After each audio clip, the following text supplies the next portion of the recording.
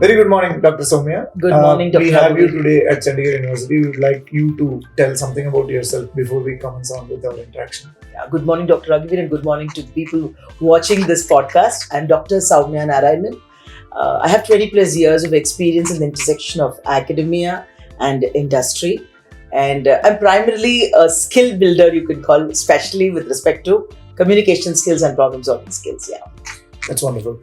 We called you particularly to have a faculty development program at Chandigarh University. We wanted to understand how this Bloom's taxonomy, which is being used in assessments for a long period of time, is going to evolve in the age of AI, particularly with handling Gen Z inside the classrooms, and they are well versed with use of AI and other tools. As a faculty member, what do you think?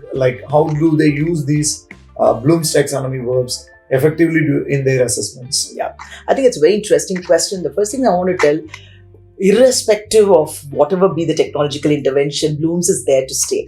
Benjamin Bloom in 1956, he categorized human thinking.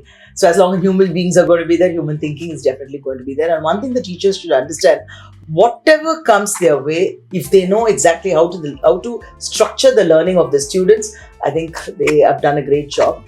And as all of us know, Benjamin Bloom's taxonomy of education objectives has got its intervention in 3 levels. A, the curricula, B, the instruction, and C, the evaluation. So the faculty has to make sure the course outcomes, the program outcomes, his methodology, and the assessment, all the 3 are beautifully aligned, and that's the only way his class and sessions are going to be very effective. Speaking about technology, I always tell teachers, never ever get scared of technology, embrace it. But don't use AI as a crutch.